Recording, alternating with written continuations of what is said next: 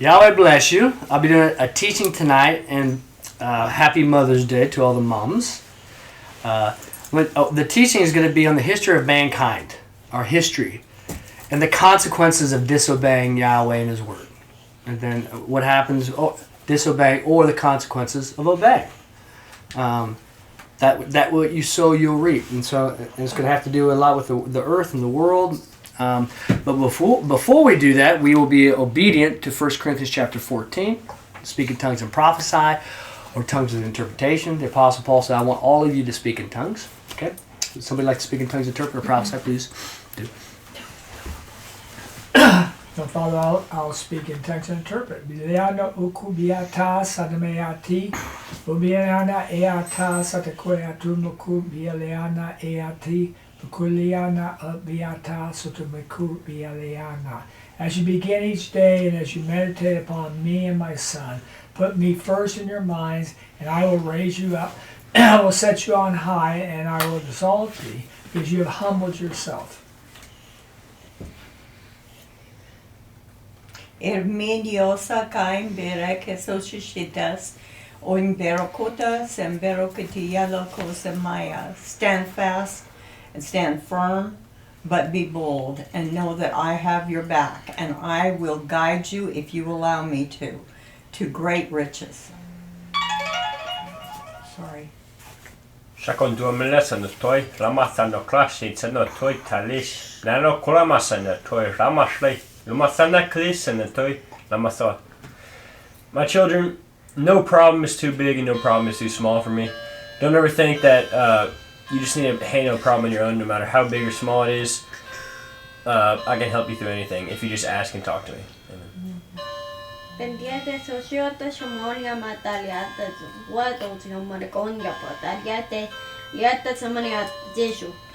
You see hills and hills and hills, and it's all in one straight line, and you can't turn to the left or to the right, and you stop because the hill is too high. But remember, every time you climb a hill, there is always going to be going down the hill. There is no continuing up. You have to go down the hill in order to reach the next one. My children, I have heard your requests, and I know the desires of your heart. Just know that I have set things into place. But instead of waiting for those to happen and looking around every corner, just be happy, holding my hand, and walking together. Thank you. They got something, along with Melania's prophecy, there's running, and when sometimes you're running uphill and sometimes you're running downhill. I heard this on run to win, run the race to win. That when you're going downhill, don't fight the hill, but ride it. Enjoy it. Use the momentum. Use the gravity. Because there's going to be times in your life where you're going to go back uphill, and you're going to have to really pace yourself. But don't fight going downhill. Actually, let it speed you up. And Yahweh, He gives you times in your life to speed things up because there are hills in front of you. Okay.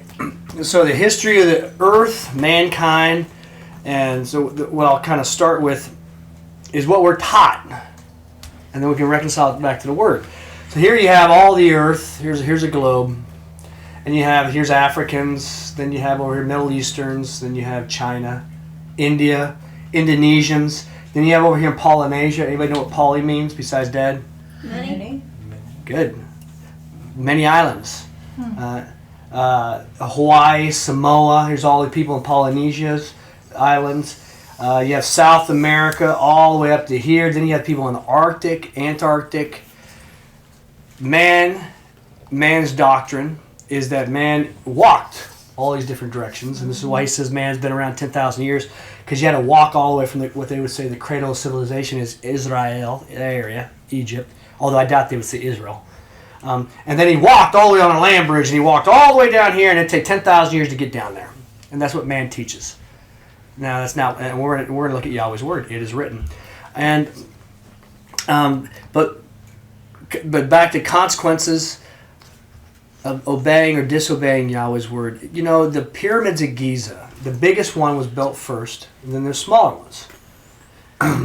Did you know, according to one of Dad's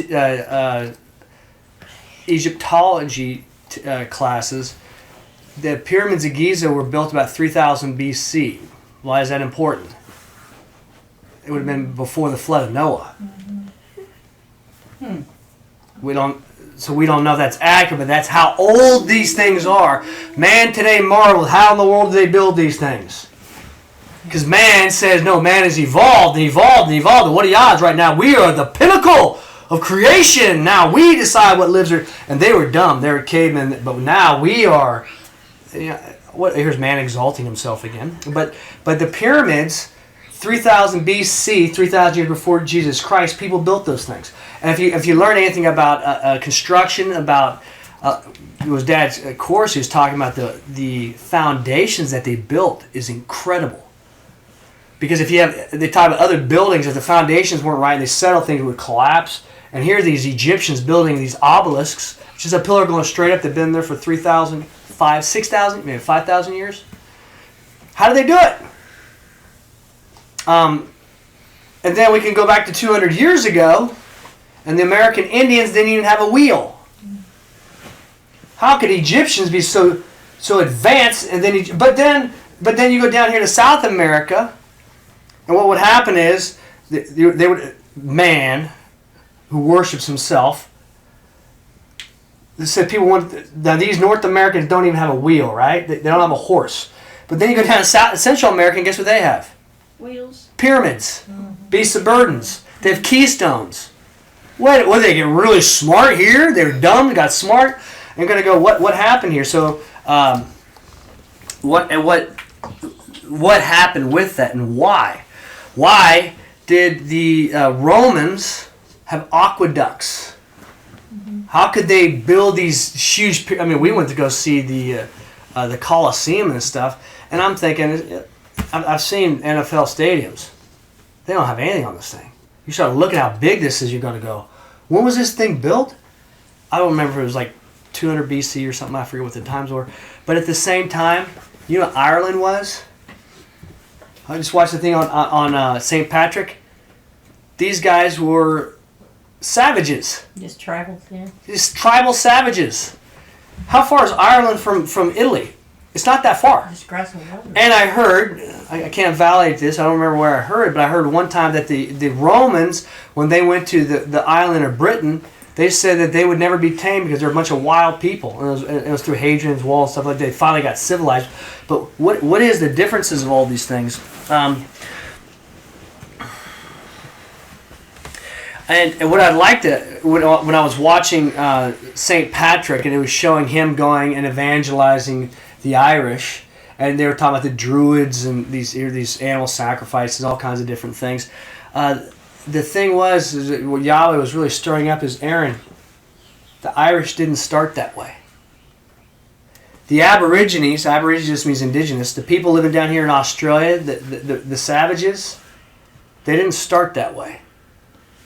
You look at, and we're going to go to the scripture, we're going to look, the people who are acting like savages, they devolved by rejecting Yahweh, rejecting His word, to the point you can look at the Irish and go, that the one thing I like about the Irish is they look just like the Europeans. Mm-hmm. So what happened to them in their island? And so we'll look at the consequences of devolving. One of the things, and what we'll be looking at is that it was when man rebels, there's consequences to your rebellion. And sometimes the consequences aren't you. Sometimes it's the big ones. It's going to be the generations after you. Mm-hmm. So what's going to happen to your great-grandchildren? Because did you hold the fort, or did you cave in to the lust of the flesh, to the lust of the eyes, the vain grandeur of lives? One of the things that I was under a false impression was I'm going to start naming some biblical big names, okay? Adam and Eve, okay? Next big name, Eber. Noah. Oh, Noah.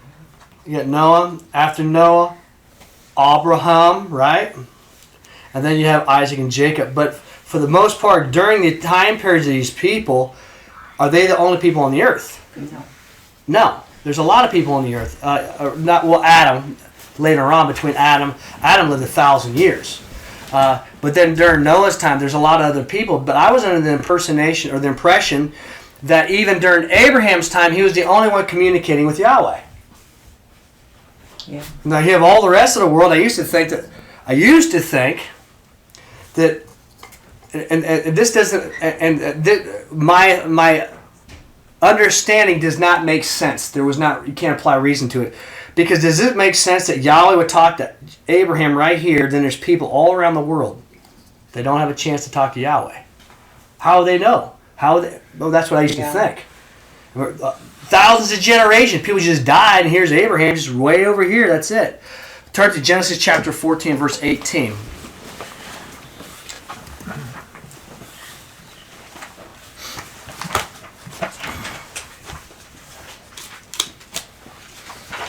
Chapter what? 14. 14. And so I was reading Alfred Edersheim. My father gave me his book. I think it's 1878, I think. Man, that's so cool. I'm holding his book on, man. But anyways, here's Abraham. His nephew Lot gets kidnapped.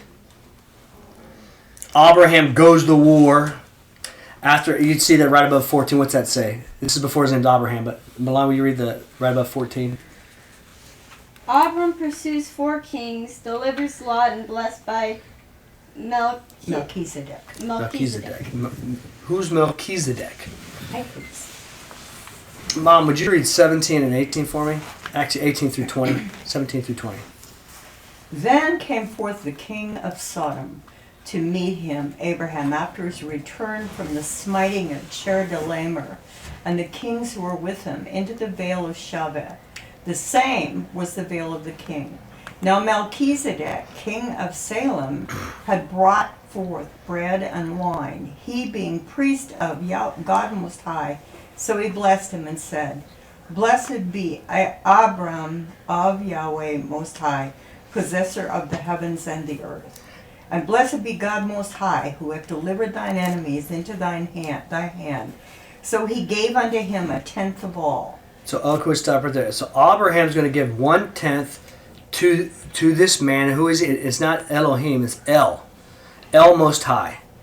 The priest of El Most High. It didn't say Yahweh, does it?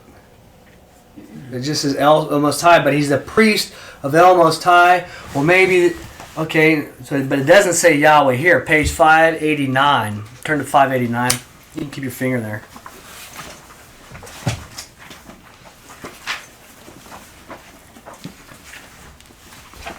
Psalms 110. Chapter 4. Verse 4. Verse 4. Elijah, would you read that for me? Yahweh hath sworn and will not repent. Thou shalt be a priest under times age abiding, after the manner of Melchizedek. And Yahweh is talking about who is going to be a priest according to the lineage of Melchizedek. Anybody know? David? Christ. A priest had to come from Aaron. Jesus Christ was going to come from, he's a seed of what? Who? Son of David. But how can he be a priest and a king? And they asked him that too, and he goes, I'm the lineage of Melchizedek. Melchizedek is not a priest of a foreign god, because he would not be an example for Jesus Christ. Right. If Jesus Christ is going to be a type of Melchizedek, or vice versa, if Melchizedek is a type of Jesus Christ, he's a priest of who? Yahweh. At the same time, at Abraham, there's a priest of Yahweh in another spot. We never hear about this guy before. Yeah. What's that mean? Edersheim's going to say, yeah, he was part of the remnant. Everybody worshipped Yahweh after Noah. Right? And some people want to continue to worship Yahweh. Here's the laws, here's the rules, here's what you do, here's what you don't do. Remember, after Noah, before Noah, they didn't eat meat. Before Noah, there is no capital punishment. Remember Cain? If anybody avenges Cain, I think it's going to be 7-fold avenging on them. Okay. After Noah, eat everything, and there's capital punishment. And then everybody was taught, hey, do what the law says. They would have also been taught what? Why is it so important to do what Yahweh says, besides sowing and reaping? Because there's going to be a resurrection too. It's like somebody checking your homework. Caden will read sometimes, and I'm like, You read your chapters? He goes, yeah. I go, I'll give you a second. Because I'm going to go back to these chapters. I'm going to ask you some questions. Think about it. And he'll go, give me a minute. If somebody's going to be checking this, your lives, and so the remnant of Noah, they would have taught, look, you got this one life. You're going to be judged for it. This life is an audition. It's going to be gone this quick. Do we know when we're going to die? Do we know when Christ is going to come back? No. What the purpose of this life is an audition to go to the new heaven and earth. To do what? To worship Yahweh through Jesus Christ. Mm-hmm. And they would have taught about Yahweh. And we know that Melchizedek was a priest at a separate spot. But it wasn't until I read that about Eber, and he was kind of explaining, of course, he was one of the remnants. I'm going, no, everything's got to come from Abraham. Until I read that. I'm going, well, that wouldn't make sense if all these people... Now we'll turn to... so Yahweh still had a priest at the time of Abraham. How many other people were left? We don't know. The scriptures don't say, but we do know Melchizedek was there. And who knows who this is? Adams? Sir Isaac. Sir Isaac Newton. Good hair. Yeah, very good hair. Okay. I can get over What he is one of the most intelligent people in history, arguably. And there's other people possibly more. But do you know what he studied more than he studied Physics? Creation? It was Yahweh. It was the Word. And the reason why he didn't print his stuff about the Word is because he wouldn't tell people what they wanted to hear. He just studied the evidence. He was a scientist. But he studied Yahweh more than anything else. He invented calculus. Do you know why he invented calculus? You think somebody who invents calculus has a purpose. I'm going to make a book. I'm going to sell it. I'm going to start a whole school. Not on the biography I saw. He invented calculus because he was studying Yahweh's creation. He wanted to know how to measure tiny. He was talking about things falling, and you can measure it down to a second. And he wanted to be able to measure Yahweh's creation down to thousands and thousands and thousands. What was the purpose of, at least on the biography I got to watch on YouTube, the purpose of calculus that he invented was him trying to know the Creator. And then later on, he starts saying these things, and then he publishes it. He didn't do it and published it. He was studying Yahweh. Who's this guy? Homer Simpson. Homer Simpson. You still in granddad? Separated at birth. Who knew, right? Okay. That could be Abel and Cain.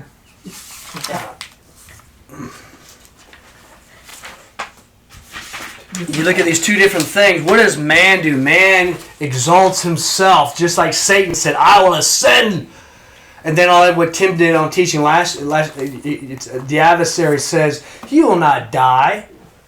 But then you'll get to know good and evil. And what Tim explained kind of opened up a whole other thing. It was almost like, or you'll get to decide what is good and evil. Doesn't that sound like man? Yeah. Well, who am I to say you get to decide what's good and evil to you? Doesn't that sound what they teach today? Mm-hmm. Here's the adversary. I will ascend. I'll exalt myself. And here's man exalting himself. But when we think about people all around the earth and in the world, most of them look like Homer. Mm-hmm. What is Homer? Does Homer have forethought? Is he thinking about tomorrow, retirement plans, a resurrection? He's thinking about donuts, man. Open-faced sandwich. He's acting like an animal. Mm-hmm. Isaac Newton, especially if you get to study him, he's not like Einstein. He's a heck of a lot better than Einstein. Einstein was intelligent, but he wasn't using... What reward is Einstein going to have in the resurrection? None. He rejects it. If you reject the Son, you reject the Father. Einstein is Antichrist. Anyone that denies the Son, Einstein, you have your reward. He was very intelligent. We reaped a lot of benefits. We got to stop a world war because of it. But that's it. Isaac Newton studied to glorify his Creator, to know who is the Creator. Why does he do this? He's studying light and studying light, all these things about light. Why? He wants to know the Creator. And think about the Apostle Paul going, I want to know Christ and the fellowship of his suffering. But very good, Cain and Abel, because we're going to come up to Cain and Abel here in just a second. If you were going to populate an island, and the purpose of the island is to glorify Yahweh and his Son, Yehoshua Mashiach, Christ Jesus. What's the purpose of the island? To glorify the Creator, right? Okay. You get to pick 2 people to populate the island. Would he be one of your candidates? No. Would you start off with somebody who is acting like an animal, an imbecile? Or would you start off with a prototype? Somebody who's self-sufficient, who understands, and not just has knowledge, because Yahweh, against the haughty, he arrayeth himself. If you exalt yourself with your knowledge, that doesn't. But here, Isaac Newton lowered himself to glorify Yahweh. Who would you start the island with? Would it be somebody like this? Yeah. You think it'd give him a good chance? Man teaches that Yahweh started a lot of this stuff with a bunch of imbeciles. They didn't even have a chance. On Polynesia, who are these people? They're just out there with sticks and tents. But what we're going to look at is, I don't believe he started off with imbeciles. One thing, everybody's a child of Noah. 8 people. That's right, and so everybody would have known. Yeah, Everybody would have known, and so so that's real important because during the time of Abraham, I was thinking Abraham's the only one that Yahweh's talking to. It doesn't say that. It doesn't say that. There could have been other righteous people at the same time doing the same thing. It doesn't say that either. But when I got to hear about Melchizedek, where does this guy come from? And Edersheim goes, of course, he's one of the remnants from Noah. Still worshiping Yahweh, and he's not just one of the remnants, he's a high priest and a type of Jesus Christ. He's a big deal. It's not just, hey, Abraham, I heard Yahweh too. You know Yahweh, I know Yahweh. Okay. No. He's a prototype of Jesus Christ. Who is this guy? The other thing, the dad was the one that did the teaching on this. He's going, man teaches that Adam and Eve were cavemen, wearing loincloths, naked. No, these guys were better than physicists. They were the prototypes. They were the first Adam and Eve. Adam and Eve would have been the smartest people on the planet, and they would have lived 1,000 years teaching people, here's physics, here's trigonometry, here's calculus, here's anatomy and physiology, here's medicine. And what would happen for 1,000 years? They'd be teaching their kids all this stuff, which explains the pyramids. Then what happened? And then we're to find out that man devolves, not evolves, with few exceptions. If you were going to choose somebody to populate your island, would you choose a man that is a slave to the lust of his flesh? All he can think about is pornography, beating people up, clubbing people? That he's a thug, and if he does have kids, he's going to beat them? Give me your stuff? Is that how you would start it? But that's how Ireland kind of was. That's kind of how it appears that's what Captain Cook ran into when in Hawaii. They boiled him and they gave him the bones back. And I'm like, what is that all about? Gonna go. So what happened? Adam and Eve. Okay, turn to Genesis chapter 1. So rethinking. When my dad said that, I'm gonna go. And then I read about the word kataneth, which is. It was the jacket that Joseph made Jacob, and if you look into it, I don't remember what the stems were, the qual or the hippo in the Hebrew, but the jacket, it was a colorful coat, right? Not necessarily. The kataneth was like what the Levitical order of Aaron, the priest, would have worn. It said when Joseph put on this jacket, he meant this is the blessing. He is the chosen one. And it's not just a nice jacket. It would have been, he's like the high priest or something. Also, the word, the tunics of skin that Adam and Eve were given, guess what? It's the same word, kataneth. So you want to know what Adam and Eve probably looked like? Well, who designed the clothing that Aaron wore? Yahweh did. Who gave Adam and Eve their clothes? Yahweh designed. It's the same designer, man. Just like Gucci. Probably looked the same. What did they look like? You probably would have the hat, the head, the clothing. Here's the rest of the stuff. And who would have been the high priest for Cain and Abel? It would have been Adam. It didn't say it was Eve, but I would assume it would have been Adam. But let's see here. Chapter 1, verse 24 in Genesis. And this is another real important thing that Dad brought up. Chapter 1, let's see here, verse 24, we're not going to read through all there because I'm going to try to cover a lot of territory. But 24 through 20 or 31, What's the conclusion of 31? And Elohim saw everything that was which he had made, and lo, it was very good. So it was evening, and it was morning the 6th day. On the 6th day, on verse 24, this is the 6th day. At the very beginning of it, let the Lamb bring forth living souls after its kind, tame beasts. Yahweh created beasts before he created Adam and Eve. Man was just created on the 6th day, but the beasts were. Both of them were created on what day? The 6th day. And Yahweh says they were sons of Elohim in the image of who were they created? Let's see here. Well, you can read through here. Oh, verse 26. And Elohim said, let us make man in our image, in our likeness. And if you look in the Gospel of Luke, it says so-and-so begot so-and-so begot so-and-so begot so-and-so begot so-and-so. And if your dad's a monkey, what does that make you? Monkey. If your dad's a giraffe, what does it make you? Giraffe. And it says, and Elohim or Yahweh begot Adam. What does that make him? He's a son of Elohim, a son of an Elohim. But it was up to Adam and Eve, a creation on the 6th day, to either live like a beast or to live like a son of Elohim. And what did Cain choose to do? Beast. Envy. Like Lucifer, like Judas. He murders his brother. Was Cain thinking about a resurrection? Immediate gratification. Lust of the flesh. Abel, in Hebrews 11, we can turn there real quick. 11:4.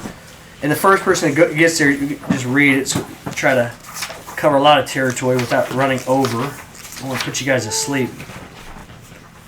You want me to read 4? Yeah, 11 verse 4. By faith, a fuller sacrifice did Abel offer unto Yahweh than Cain, through which he received witness that he was righteous, there being a witness upon his gift by Yahweh, and through it, though he died, he yet is speaking.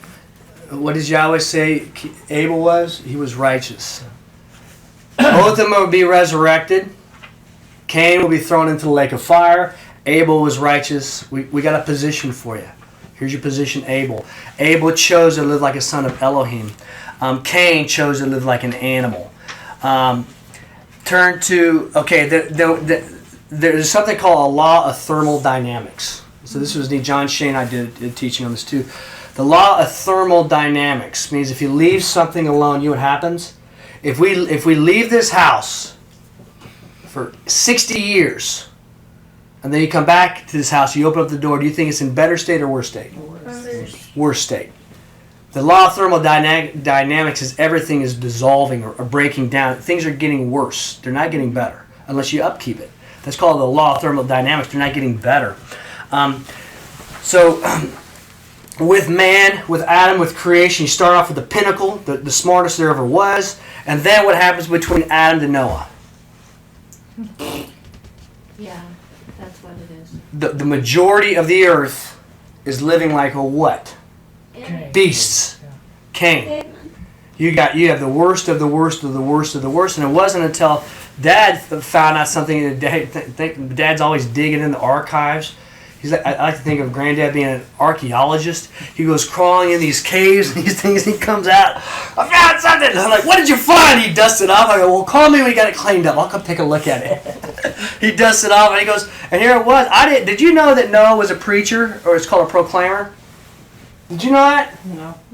I didn't know that. I'm reading something that Dad found that E.W. Bollinger wrote. It says Noah was a preacher or a proclaimer. How big was his congregation? 8. 7, well, Yeah, 8 7. including him. Yeah. 1, 2, 3, 4, 5, 6, 7, 8. We got one more than his whole congregation. We got one more. How successful? Well, Lord, you're mega church. Look at how successful are you? How successful do you think Noah felt? Do you think he had pressure to cave? Yeah. But what would he have done? This life is a vapor. There's going to be a resurrection. This life's going to be over, and what's your position going to be? Worthy with little, worthy with much. Can you save money? Then you're not going to have money in the new earth. Yeah. Can you work out? Yes, you can work out. Good. There'll be positions for that. And then the thing is to be training, the studying. Can you teach? No, I'm not good at it. He's not just saying do what you're good at, but we'd be training. He's going to need positions. He's going to need teachers. He's going to need accountants. There's going to be a city that's bigger than the state of Texas. Okay? So this whole life is going to be there's job positions. And what job position do you want? I'm getting ahead of myself, and this competition thing really makes a lot of people uncomfortable because they want socialism. But Jesus, the rich young ruler, came to Jesus Christ and says, what do I need to do to go to heaven? No. What did he say? To receive what? Life, age, and body. Life, age, and body. They never came to Jesus and said, what do I got to do to go to heaven? They said, life, age, and body. Life. And Jesus Christ said, do the 10 Commandments, do this, okay? And he goes, but one thing you're lacking. And so I used to pick on the young rich ruler. But at least he addressed what he was lacking. Have you ever gone to Yahweh and said, what am I lacking? I don't want to have that conversation. He goes, give up all your riches and be following me. Jesus Christ wasn't telling everybody to follow him. Because the man at Decapolis wanted to follow him. He says, no, go witness to the people of Decapolis. But this man was missing one thing. And then he turned, because the guy, is he probably going to be saved? Yeah. But man, he possibly could have a really big position. How many people did Jesus Christ say, follow me? Okay, well, that was one of them. This guy missed out. He'll probably suffer some loss at the resurrection, it would appear. But then he goes, it is easier for a camel to go through the eye of the needle than a wealthy man to go, and the disciples go, not feeling motivated, man. Not feeling motivated. Who speaks up? Anybody know? Peter. Peter goes, we've given up everything. A lot of Christians, I don't need rewards. I don't need encouragement. Well, read the book. I had one guy who goes, I don't need rewards. And I go, really? He goes, no, I just do it because I love him. I go, speak in tongues. Well, that went out with the apostles. How convenient. The rewards is to get you past things you don't want to do. But Jesus Christ, when Peter says, we gave up everything for you. Do you think you might have been feeling disappointed? Mm-hmm. What did Jesus Christ says? You will receive what? 12 thrones. 12 thrones to be judging or ruling. Whew. There's a kingdom coming. Wow, okay, so that's pretty neat. Turn to Genesis chapter 10. You have the flood. What happens with all these people after Noah? The people that are living on the earth, they're getting a chance. Who wants to go to the new earth? And when it says a new earth, which is important, the new earth in the book of Revelation, Dad got to break down the word. It's not new in time, it's new in quality. So sometimes you get a new house, okay? So it could be the exact same earth that Yahweh refurbishes it. But all the time during Noah's time, who wants to go? Nobody. They had their reward. They're acting like Conan the Barbarian or whatever. Worse than that. The only people who wanted to go is Jonah. Okay, you guys all... Okay, last call. But then what we have, Genesis chapter 10, verse 25. Oh, I forgot to read something. No, we'll go ahead. Chapter 10, verse 25. Let's see here. It's page 41. Stay here for a second. One of the first things that Yahweh he commanded Adam and Eve was be fruitful and multiply. Fill the earth. There it is. 1 verse 28. What was the purpose of Adam and Eve? Be fruitful, multiply, fill the earth. Fill the earth. What does that mean? Go, right? Now, Genesis chapter 10, verse 25. Would somebody read that for me? And to Eber were born 2 sons. The name of the one was Peleg, for in his days was the earth divided. And the name of his brother was Joktan. Okay, right there. Yahweh did divide the continents. And people say, look, because you can see, yeah, look, Africa, there's all this stuff lines up. They'll call it a continental drift. No, it's a continental division. Why do I say that? Because that's what Yahweh called it. It's a division. Well, you can't divide stuff that quick. There'll be hurricanes and tidal waves and tsunamis. Right? How do you feel about a virgin birth? Hold on a second. I gotta rethink this. Yahweh went, and guess what we have? Continents, islands, everywhere. We've got all these things divided. And then we turn to the next page. What's the problem going on with man again? They're acting like beasts again. And chapter 4, Esther, would you read 11 verse 4? Chapter 4. Chapter 11 verse 4. And they said, Come on, let us build for ourselves a city, and a tower with its heads in the heavens. So let us make for ourselves a name, lest we be scattered abroad over the face of all the earth. Or you could say, so we don't have to obey Yahweh and fill the earth. What are they doing? They're rebelling again. And I think it was Josephus says they were going to try to build the tower so they could survive a flood. So Yahweh couldn't say chapter, verse. It didn't say that. But it did say they're not going to fill the earth. What does Yahweh do? You guys are killing me, man! Fill the earth! Go out there, conquer it. Fulfill your purpose. There's oil. There's iron. There's gold. There's diamonds. There's whales. There's coral reefs. Think about the stuff that we're still learning. What's the purpose of creation? Is to glorify Yahweh. He's got all kinds of creations out there. And you guys won't. And so what does Yahweh do? Verse 8. So Yahweh scattered them from thence over what? The face of the earth. 11 verse 8. And people would have woke up and I'm in Hawaii or in Africa or the Eskimos, the Inuits. And I believe also that Dad did a teaching on that too, that he would have, they say, well, the Africans have dark skin because they've been in that climate for so long and their skin's adapted. Because the South Africans, the white South Africans have been down there since 1600s. I went and visited my friends at Cape Town, and guess what they look like? Just like me. 400 years their skin hasn't gotten any darker. No, when Yahweh would have separated them, he would have equipped them. What's the purpose? Fulfill your calling. And would he start off Hawaii with a bunch of Conan the Barbarian rapists, pillages? Or would he put somebody there like a Newton? If you were Yahweh, would you put a priest there like Melchizedek? Yeah. To teach him about a resurrection? No, doesn't that make sense? That makes sense. So what Yahweh did is he split everybody, and then I believe that had a great. So you can imagine the Eskimos waking up in an igloo. Now they're hey, you're 3 feet shorter. You got a really big nose. Yeah, so are you. Where'd you get this jacket? It's made out of that. Looks like that animal. Where'd you get these gloves? Looks like that animal also. They would have came outside, possibly had dog sleds. Then all they have to do is do the same thing, right? Fulfill the earth. So Yahweh snapped it, scattered everything. But when he scattered the people, he didn't set them up for failure. The purpose is fulfill your calling. Glorify Yahweh. Seek out the earth, its splendor. Go find my treasures. Seek me out. Because when we seek creation like Newton, we are glorifying the Creator. Look at this. Look at that. So on these islands in Africa and in China and all these different places, there would have been Melchizedeks. There would have been priests. So what happened? You can live like a son of Elohim, or you can live like a man. What's easier? If your mom was not in the house for a month, what do you think your kids would act like? It might last a week. Maybe. I don't know. But I knew how I was. Mom and Dad were out of town. It was a good time. And I was like, God, I'd be so tempted not to stay up too late. Not to eat Dad's chocolate cookies. All the rest of these things are going to go the consequences. What happens is, what's easier?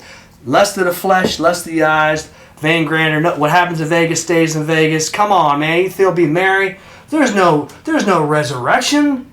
Come on, man. No, we just die, go back to the earth. There's no judgment. You're not going to be held accountable. You start hearing it. Faith comes by hearing, so does doubt and lies. Nobody's going to see it looking at naked pictures of people on here. Nobody. Ooh, man. That's why you got to rebuke that stuff. So I rebuke in the name of Jesus Christ. It's got to be on the big screen in front of my Lord. And I will suffer loss. I won't lose it, but I'll be there. I had that one time I was witnessing to guys about sexual purity and sexual this and that. As I was witnessing to them, I'm going, what's coming out of my mouth? Why, it's fine. But as I was witnessing and teaching them, I'm being held to a higher accountability. These things come out of my mouth. I'm going, ooh. That's why you witness. You know what Yahweh did? Not only witness to them, now I knew they were going to be watching me. And guess what happened? All of a sudden something goes to mind. I go, I rebuke that in the name of Jesus Christ.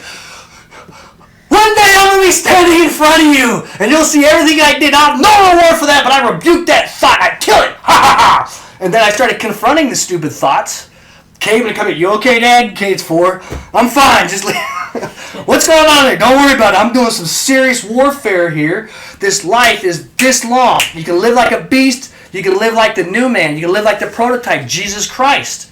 Isaac Newton was a type, but Isaac Newton wasn't Christ. But he's a type of Christ. He was somebody fulfilling his calling. You get to see what happens is when we pursue Yahweh and His Word is knowledge. Knowledge will set us free, but it separates us from our friends in our comfort zone. But if you don't separate, how will they know they're wrong? Man, there's going to be a test for this. When Christ comes back, we have the continental shift, the Tower of Babel. Now they can't even speak to each other. Holy moly. Can you imagine waking up? We don't know how it worked, but if you ever been in a foreign country where nobody speaks the same language, I was in South Africa and I was in Kenya, and I'm sitting there speaking it. Man, it's perfect for me because I'm a daydreamer. I'm like, 3 hours go by, I'm like, oh, what are you guys talking about, right? You can imagine with Babel, we can't communicate. Yahweh splits them. They got a new language. Get to work. But I believe that He would start with Melchizedek or possibly priests. And the purpose is, there's a purpose to your life, guys. They weren't set up for failure. So the people in Ireland devolved to get that bad. They got that bad. The Chinese, the Indonesians, the Americans. I'm Irish, Scottish. And even the English, these guys were heathens, is at least what it sounded like. Turn to Psalms chapter 145, or the 145th Psalm.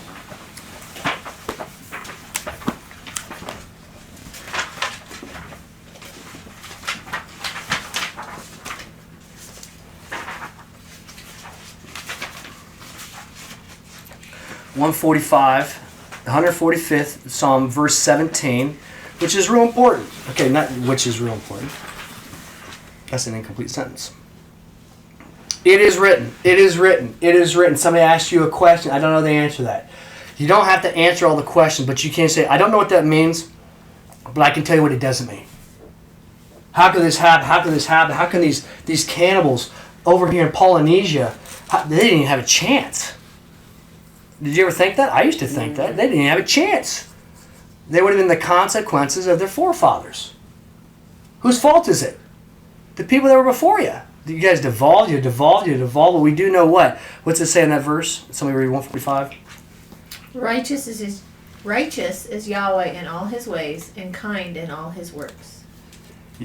Yahweh is righteous. Everybody is going to get a chance. And like Romans 1 says, the teaching on that too. Everybody comes pre-programmed with the app. You have the app. Everybody knows there's a creator. Everybody already knows you love your neighbor as yourself. You don't have to teach people that. And so everybody's going to get a chance. So even the people with the cannibals and stuff like this, they could have went off on the side and said, Father, or there's a creator, and they're trying to do it. Is Yahweh going to see their heart? Absolutely. Matthew chapter 25.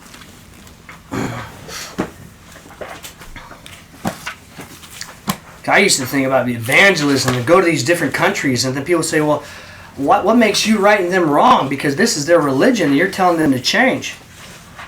Actually, no, we're calling them back. Yeah. Because it is written. Yahweh didn't just scatter people, and they didn't have a chance to know who He was. The purpose of mankind is to pursue Him. That's why they're created. Does somebody planting an orchard, does he plant a tree with a purpose? Yeah. Man was created with a purpose. When he scattered, they had a choice. Then they created their own religions. Usually why? Because less eyes, less of the flesh, vain, grander life. And they devolved. And then the less, even with me, with sexual immorality or this stuff, I didn't ask for that. Whose fault is it? I was sold into slavery by Adam and Eve. I got to deal with it. So are these people. And Yahweh will look at it. You didn't ask for that, but you get to slay the dragon though. David didn't start Goliath, but he got to cut the head off of it, right? Matthew chapter 25, verse 13. Let's see.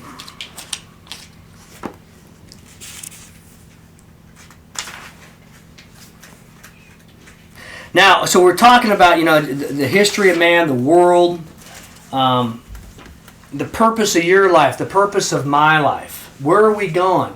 I like to think we're going to Colorado someplace. We'll stop at gas stations, and especially when you guys are younger, they get distracted at the gas station before we got to Estes Park, and they'd be tempted to buy things at a cheap gas station. The money is saved up, but ooh, I want this. I'm like, no, you don't.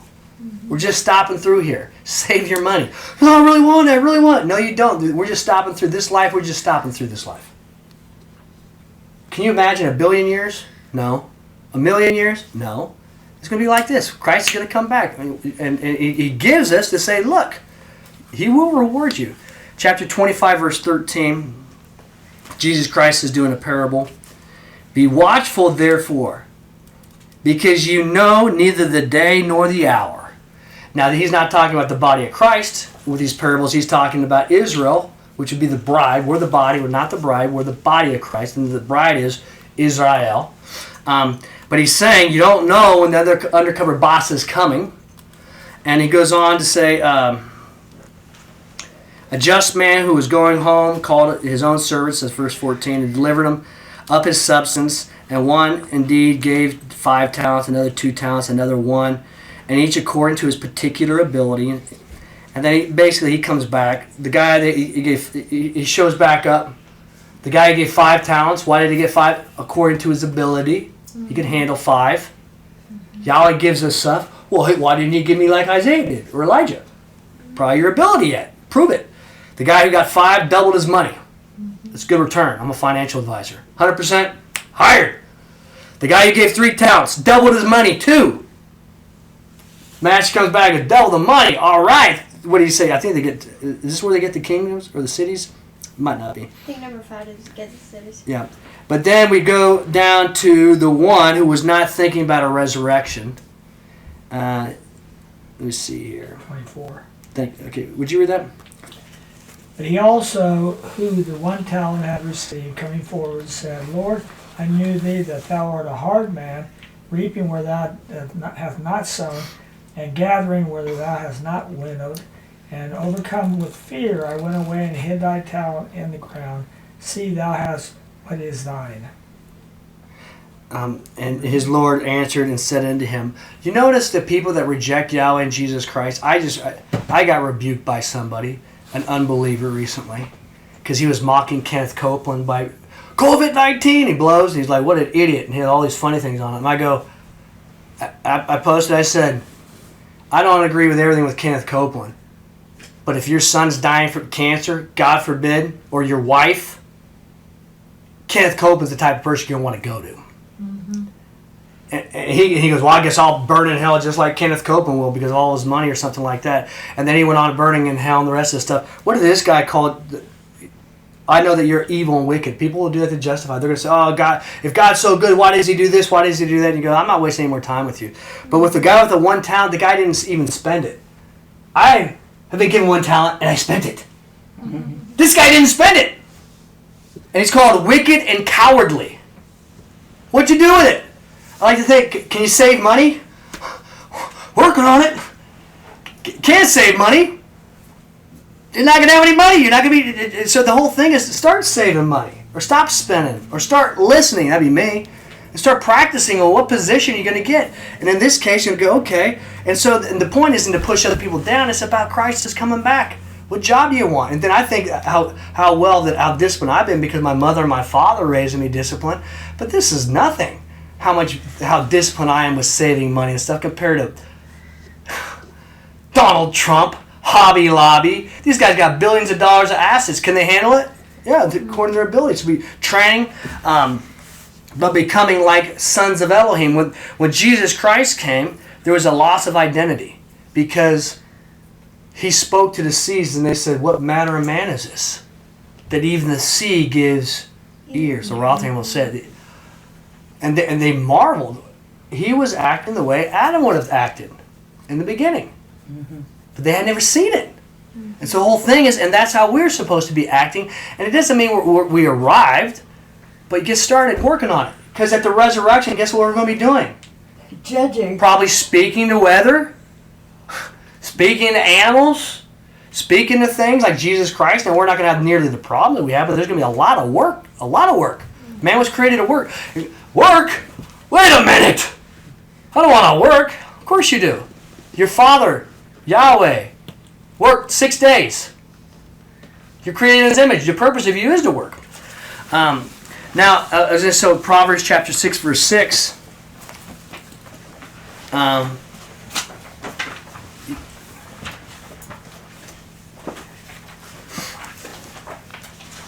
Page 612. And this is one I'm far from probably even 50% of what I could be, but I'm working. I've at least left the building. But I used to have this with Word of Promise. I recorded this on Word of Promise, and then I set it as my ringtone, as my alarm clock. That'd be a good one. Go to the ant, thou sluggard. Observe her ways and be wise. Oh man, I'd wake up hearing that because I didn't want to get up in the morning. Yeah. Observe her ways and be wise, which have no harvest, scribe, or ruler prepared for the summer her food, hath collected in the harvest her substance. How long, O sluggard, wilt thou lie? How long ere wilt thou rise from thy sleep? A little sleep, a little slumber, a little folding of the hands. I'd be still sleeping, sometimes I'd still be hearing the alarm clock, and then go, and this is the part that I'd kick the covers off, the next part. So shall come in as a highwayman that poverty. I'm up! I don't want to be broke! I don't want to be broke! I gotta get up! Why are people broke? Who makes people poor? Themselves. Who tells people not to save? If somebody refuses to save, whose fault is that? Your own. Now you could be living in a place, if you have anything saved, you're going to get robbed. Okay.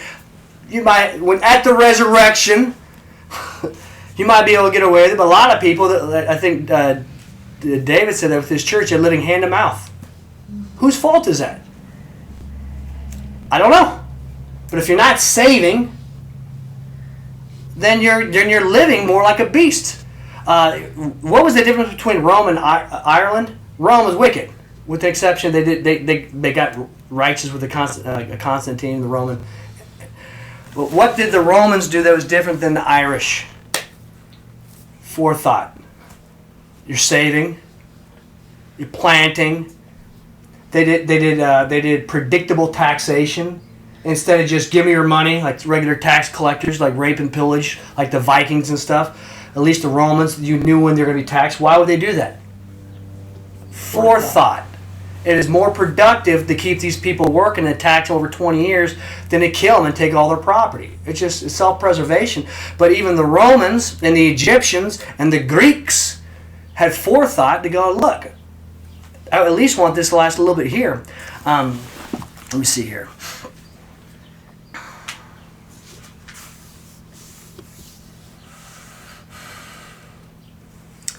So,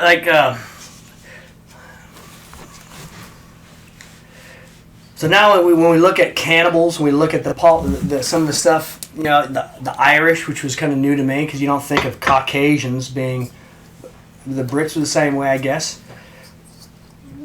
You say, why are they living that way? But when we look at those things, we let it be a lesson to us. What happens when you deviate from the word of Yahweh? Yeah. How did they get that way? That's how far away the forefathers. You look at it, and you're going to go, golly. You think about the Indians. You're going to say, boy, they really got that far away. How did it start? It's just slow fade, just a slow fade, just a slow fade. We could be like Hezekiah when they found the scroll of the law. He ripped his clothes. Man, that was wonderful. Let me see here. And then 1 Corinthians chapter 15.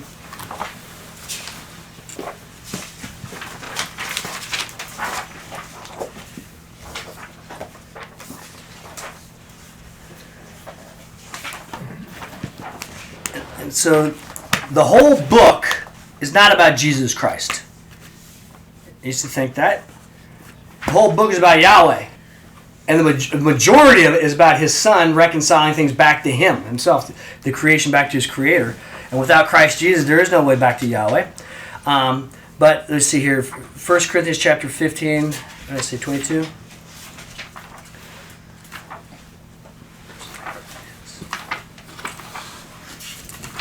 So this is going to be the story of the first Adam, the last Adam.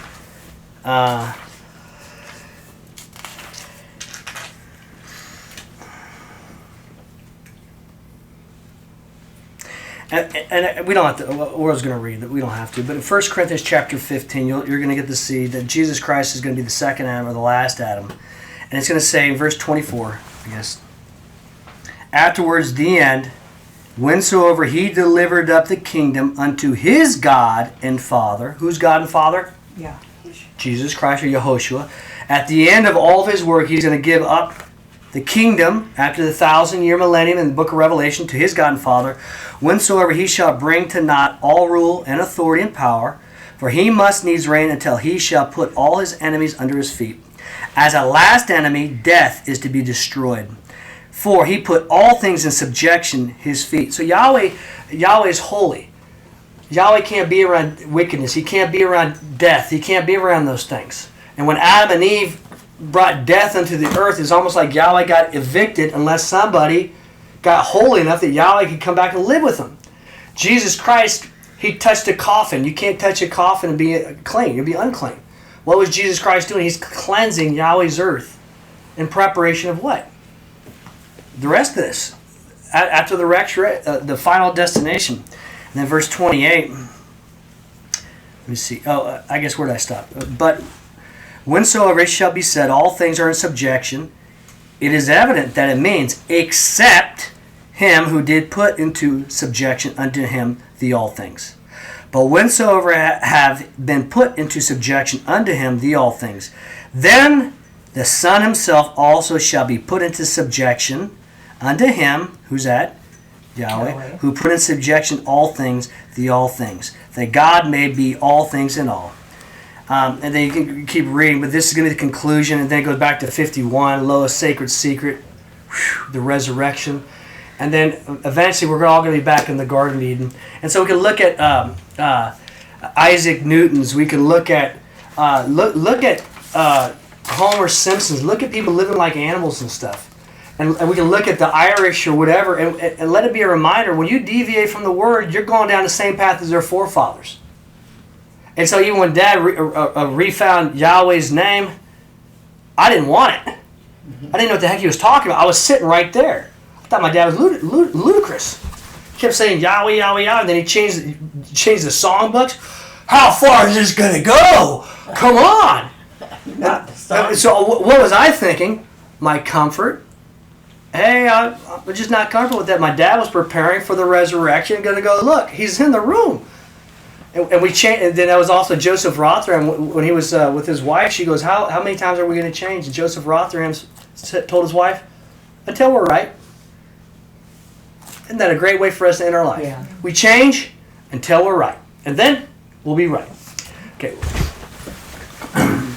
We thank you, Father, for your words. We thank you that you hear us. We thank you that you are living inside your Son, Christ Jesus, or Mashiach Yehoshua. We thank you that Colossians 1:27 says, Christ in us, the hope of glory. We thank you that we are the Eber of the living Elohim. We thank you that Jacob slept and he thought, surely Elohim is in this place. Well, now we have Christ because of your work and because of your Son's work. You live inside of us. And you'll confirm us on what we are to do or not to do, and encourage us the way we're to go, and also to inspire us how many people will follow in our footsteps.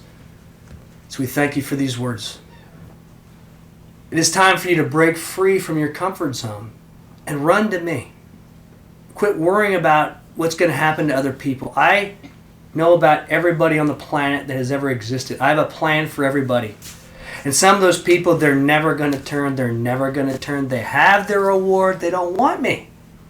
But I've called you by name, and your heart has listened, and tears come down your face because it's true, and you truly do. But the separation between you and the people you're normally around is making you uncomfortable. Don't look at what you're giving up.